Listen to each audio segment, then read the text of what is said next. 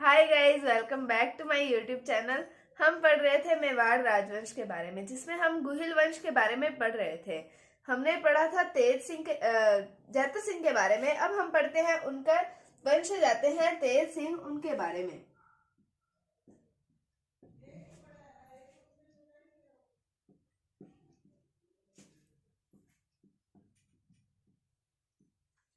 तेज सिंह का time period आता है 1250 से 1273 ईस्वी तक। 1250 से 1273 ईस्वी तक इनकी एक उपाधि आती है उमापति वारलब्ध। ये उमापति वारलब्ध नामक उपाधि धारण करते हैं। ये कब धारण करते हैं? चालुक्यों को पराजित करके।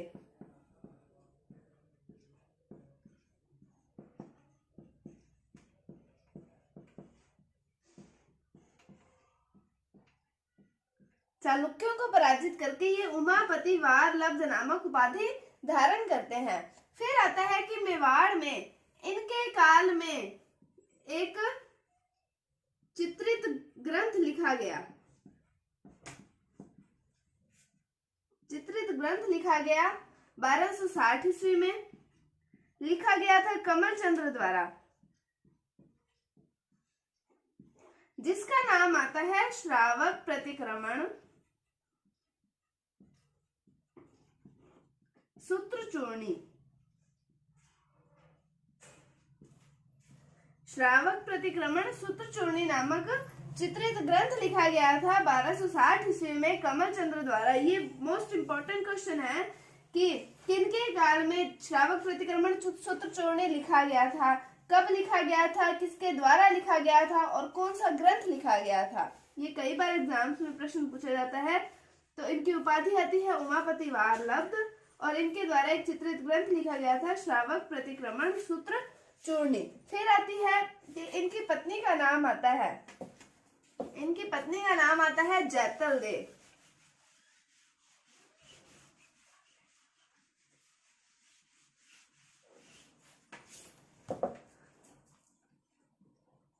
इनकी पत्नी का नाम आता है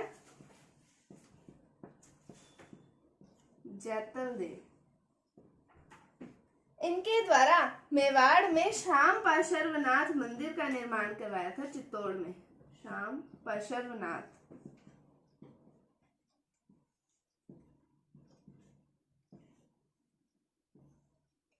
इनकी पत्नी का नाम, इनकी रानी का नाम आता है जैतल देव और जैतल देव द्वारा चित्तौड़ में श्याम पार्श्वनाथ मंदिर का निर्माण करवाया था। और मेवाड़ में चित्रकला शैली भी विकसित हुई थी और वो भी तेज सिंह के काल में ही विकसित हुई थी। मेवाड़ में चित्रकला शैली। तो ये प्रश्न भी पूछा जाता है कि मेवाड़ चित्रकला शैली का प्रारंभ किनके काल से हुआ था? तो वो तेज सिंह के काल से हुआ था। और मेवाड़ चित्रकला शैली जो है वो राजस्थान की प्राचीन चित्रकला शैली है।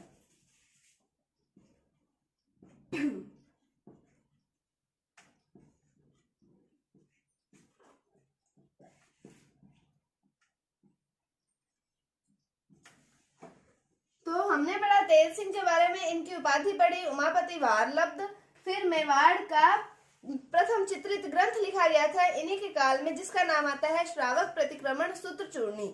इसके लेखक का नाम पूछा जाता है जो है कमल चंद्र और 1260 ईस्वी में ये लिखा गया था। उसके बाद में इनकी रानी आती है जैतल देव, जिन्होंने चित्तौड़ में श्याम पार्श्वनाथ मंदिर का निर्माण करवाया था। फिर मेवाड़ चित्रकला शैली आती है। ये राजस्थान की सबसे प्राचीन चित्रकला शैली है और इसका प्रारंभ तेज सिंह के काल से ही हुआ था। समर सिंह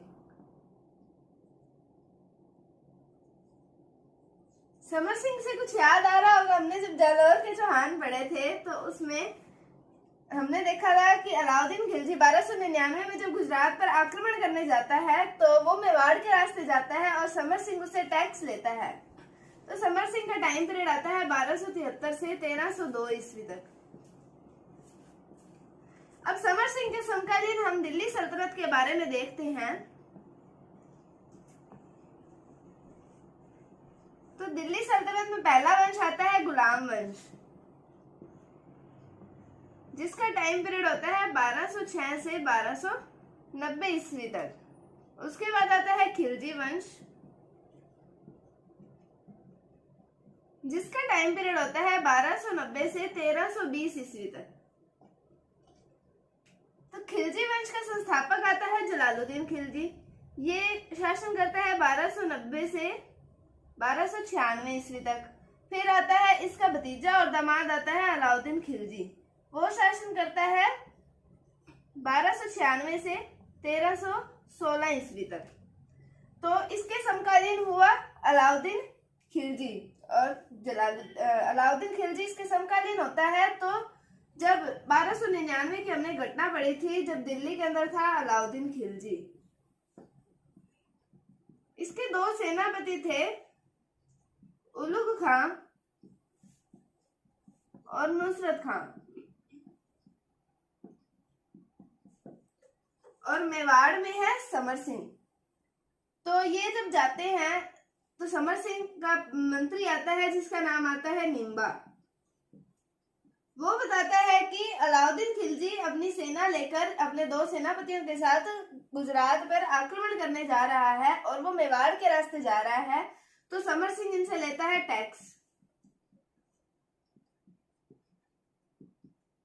और फिर ये टैक्स देके फिर ये जाते हैं गुजरात। फिर उसके बाद में जब वापस लौट रही सेना से हमने देखा था कानर देव चौहान वो खंडित मूर्ति को ले लेता है और लूटा हुआ धन ले लेता है। और उसके बाद में ये हमने पढ़ा था 1299 की घटना। फिर आता है कि कुंभलगढ़ प्रशस्ति में समर सिंह को शत्रुओं की शक्ति का अपहरणकर्ता कहा जाता है।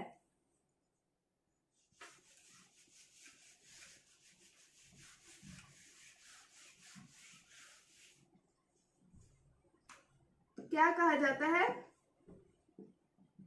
कुंभलगढ़ प्रशस्ति में इससे शत्रुओं की शक्ति का अपहरणकर्ता। शत्रुओं की शक्ति का अपहरणकर्ता कहा जाता है। और उसके बाद में चिरवे अभिलेख में या चिरवे शिलालेख में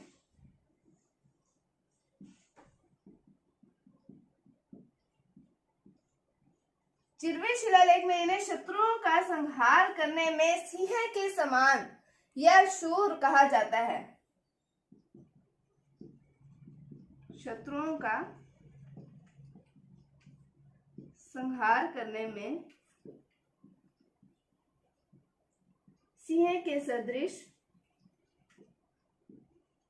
और सूर कहा जाता है इनको। उसके बाद में समर सिंह के दो पुत्र आते हैं। एक तो आते हैं रतन सिंह और दूसरा आता है कुंभकर्ण।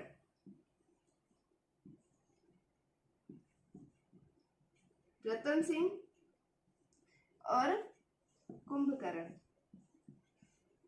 ये कुंभकर्ण जो है ये नेपाल में गुहिल वंश की स्थापना करता है। नेपाल चला जाता है और वहां गुहिल वंश की स्थापना करता है। और जो रतन सिंह है ये मेवाड़ की गद्दी संभालता है।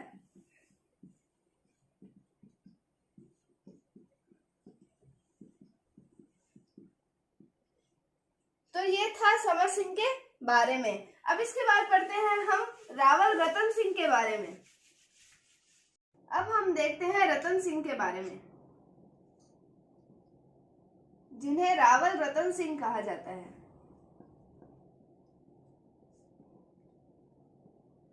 रतन सिंह के बारे में देखते हैं तो चित्तौड़ का तो है रतन सिंह।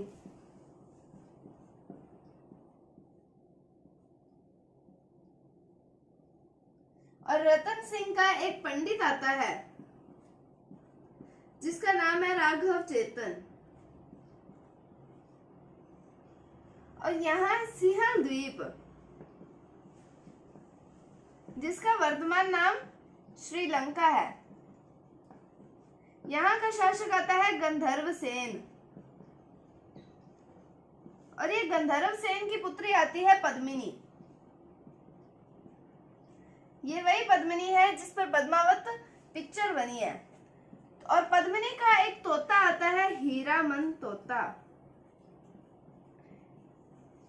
ये तोता मनुष्यों के समान बोल सकता है, तो इसे कहा जाता है हीरामन तोता, इसका नाम है। और इसके उपनाम भी आते हैं, एक आता है टुहिया तोता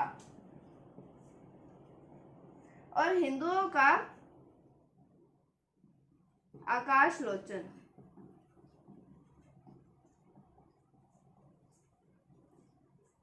हीरामन तोता या जिसे टुहिया तोता और हिंदुओं का आकाश लोचन भी कहा जाता है, ये चला जाता है चित्तौड़। और जैसा कि मैंने बताया मनुष्य के समान बोल पाता है, तो ये पद्मिनी की प्रशंसा करता है, पद्मिनी के रूप का वर्णन करता है रतन सिंह के सामने। तो रतन सिंह का मन होता है कि वो उसे एक बार देख कर तो आए, तो वो जाता है सिंहल द्वीप और वहां वो देखता है पद्मिनी को और उससे विवाह कर लेता है, गंधर्व विवाह कर लेता है और उसको ले आता है चित्तौड़। पद्मिनी को चित्तौड़ ले आता है। जब ये बात राघव चेतन को पता चलती है, तो राघव चेतन अब ये ले आया पत्नी बना के इसे, पद्मिनी को। तो राघव चेतन इसे देखता है और राघव चेतन जो है वो जादू टोना जानता है, तो वो इसलिए पद्मिनी को बेहोश कर देता है। और जब ये बात पता चलती है रतन सिंह को, रतन सिंह इसे जादू टोना करते हुए देख लेता है, तो ये इसे धमकी देता है कि तो मेरे को मेवाड़ में या चित्तौड़ में दिखना नहीं चाहिए। तो ये चला जाता है दिल्ली। दिल्ली चला जाता है अलाउद्दीन खिलजी के पास और वहां अलाउद्दीन खिलजी को जाकर पद्मिनी की प्रशंसा करता है, पद्मिनी के रूप का वर्णन करता है उसके सामने। तो अलाउद्दीन खिलजी का मेवाड़ पर आक्रमण करने का एक ये कारण बनता है। तो कल हम पढ़ेंगे मेवाड़ पर अलाउद्दीन खिलजी के आक्रमण के बारे में। तब तक के लिए अगर आपको वीडियो थोड़ी सी भी अच्छी लगी है तो इसे लाइक कीजिए, शेयर कीजिए और चैनल को सब्सक्राइब जरूर कीजिए। Thank you, thanks for watching, bye bye.